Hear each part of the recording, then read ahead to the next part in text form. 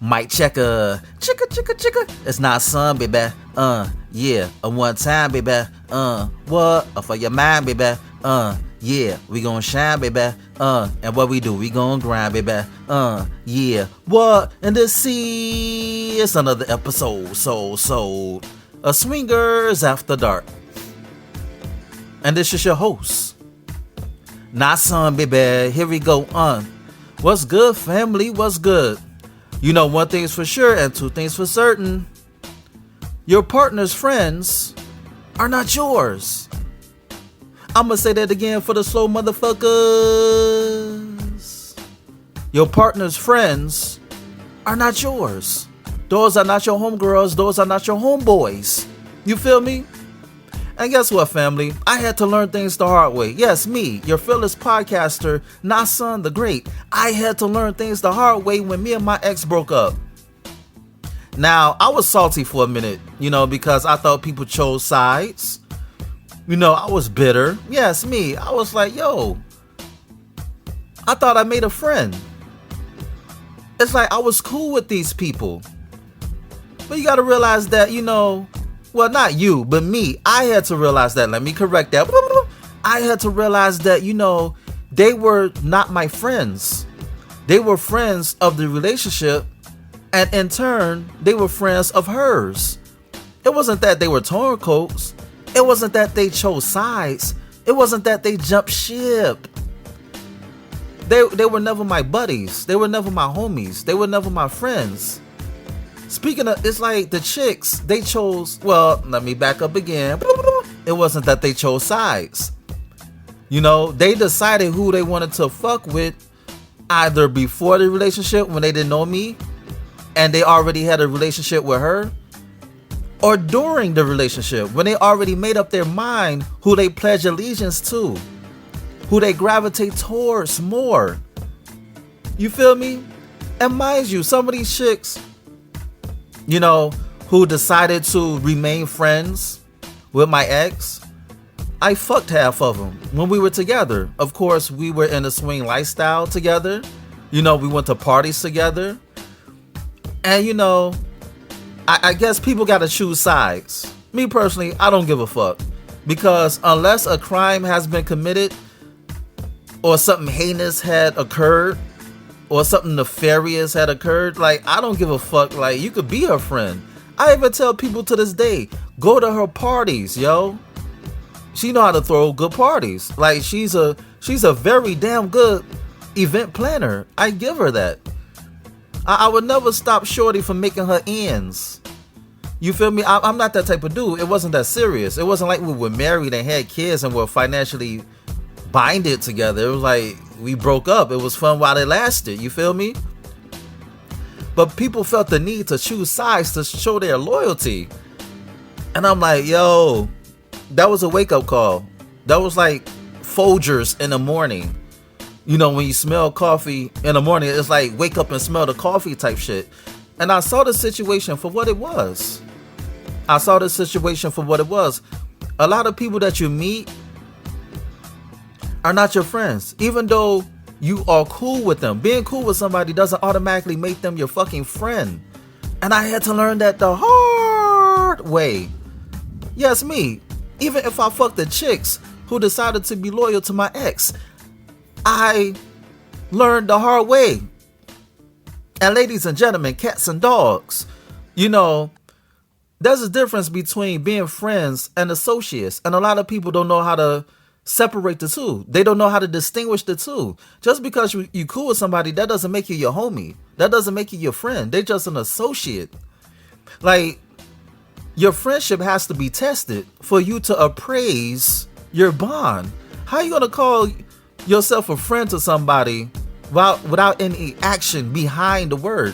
Friendship is a verb to me. It's not a noun. A friend is not a noun. A friend is a verb. You have to show and prove your friendship, baby.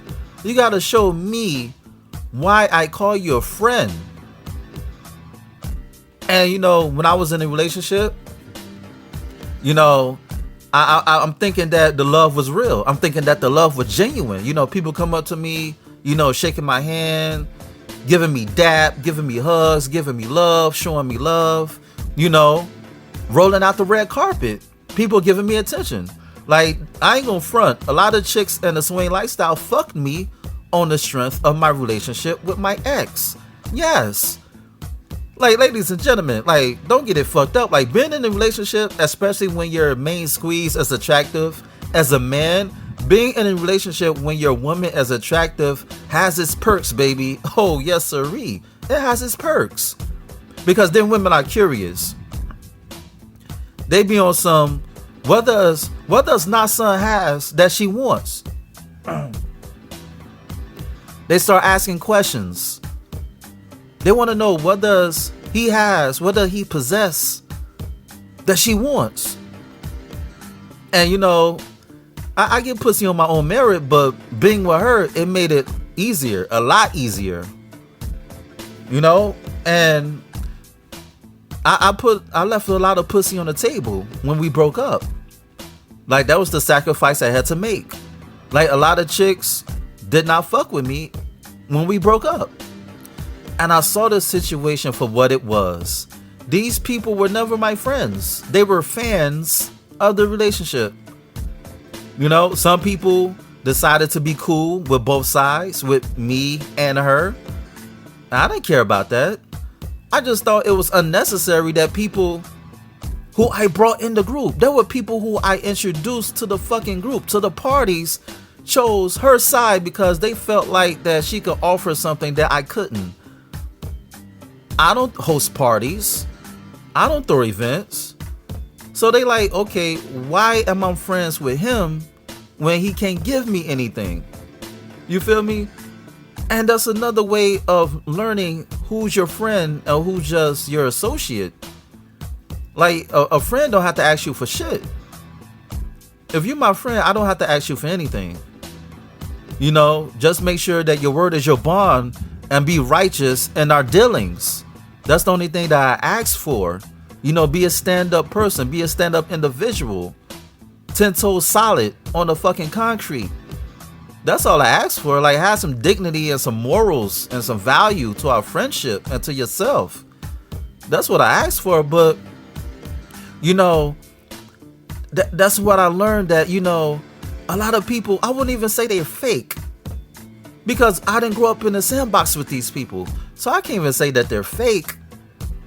I had to get out my feelings and see the situation for what it is. I had to step outside the box. Instead of being bitter, instead of being salty, instead of being upset because they thought that they were betting on the right horse. And when you don't have close allegiance with somebody, then you realize that people are going to do what's best for them. You feel me? And I learned that, you know, when you meet people, you're only as good as the opportunities that you give them. They don't give a fuck about you. They give a fuck about the benefits that satisfies their self-interest. You feel me? My ex throws swing parties. You know, she won an award at a lifestyle gala for the hottest group, for the hottest. Let me say that right. I don't want to fuck it up. She won an award for the hottest lifestyle group east of the Mississippi. And you have to say to yourself, well, now, son, you can't blame people for betting on that horse. You know? And I say to that, I don't blame them, because I see the situation for what it is. I didn't grow up in a sandbox with this person, or with these people, rather. We did not go through some real shit. We did not go through trials and tribulations that would test our association, that would mature from association to friendship. It was just, well, I see you a lot of times at swing parties.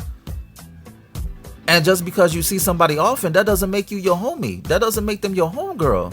Just because you see something or somebody on a regular. No. It's like, that's why a lot of drama happens, because people don't know how to distinguish friendship from associations.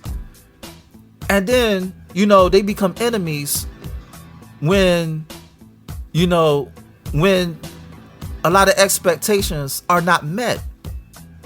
But ladies and gentlemen, expectation is the mother of disappointment, baby. when you have no expectations, you cannot be disappointed. And I was disappointed because I had expectations that these people were going to be cool with me after our breakup.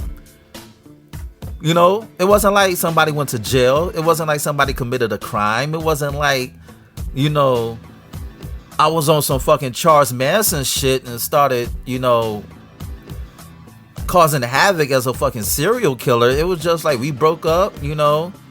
That was that. Shit happens. People break up. It's a part of life. Nothing good lasts forever, baby.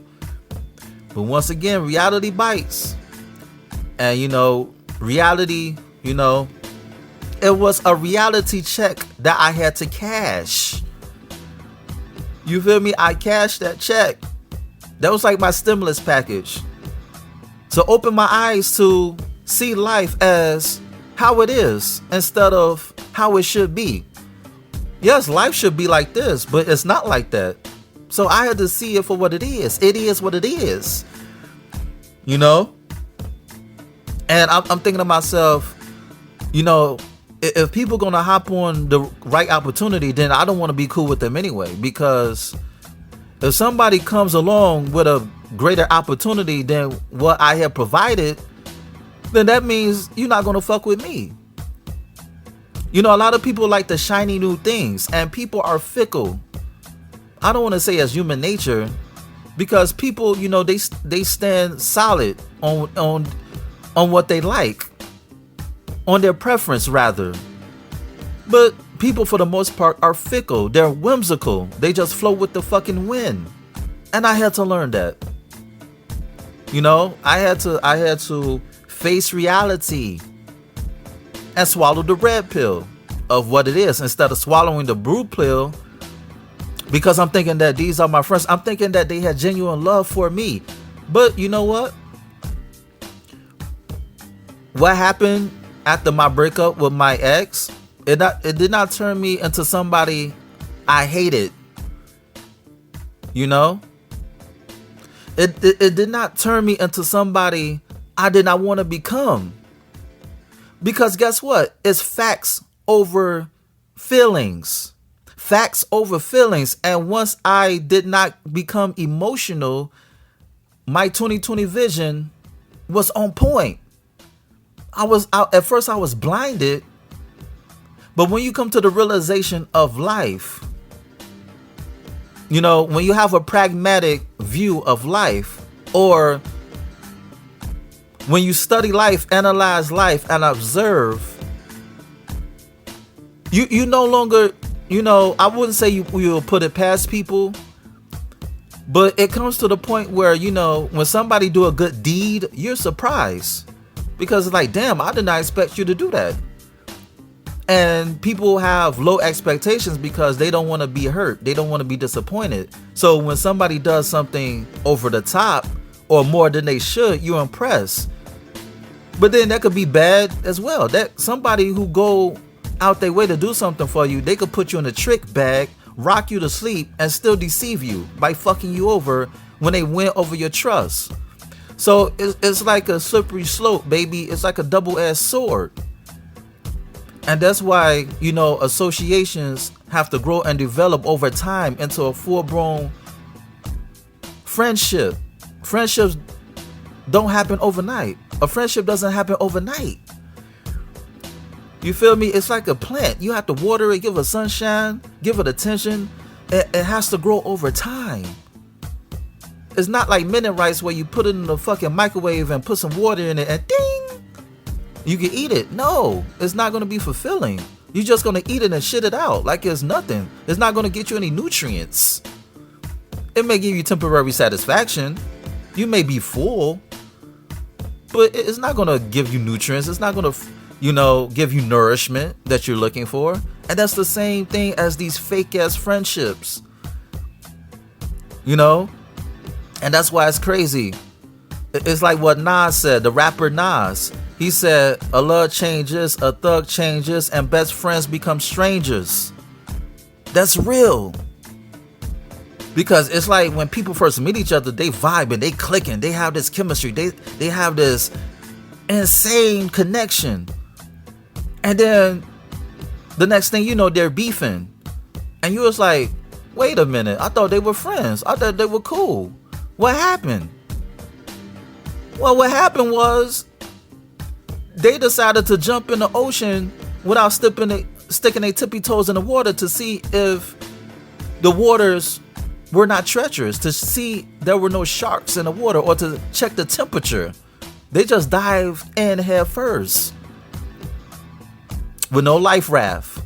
Hell, they don't even know how to swim. It just felt good. The water looked good. The water felt good. Shit, I'ma jump in even though I don't know how to backstroke or swim.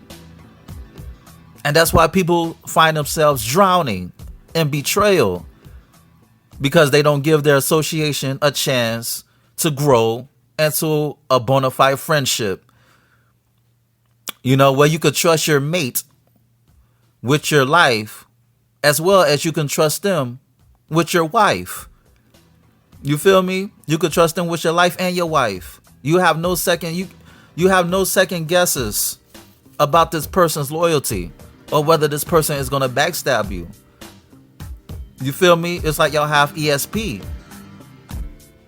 It's like what's understood doesn't need to be explained. That's why I can say that's my dog. Because you don't have to talk to your dog for your dog to understand you. But dealing with fake people has showed me that magic is real. You know? Betrayal will show you that magic is real when your dog turns into a motherfucking snake. You thinking that's your road dog, but your dog is really a snake. And then your dog turns into a serpent that backstab you. You feel me?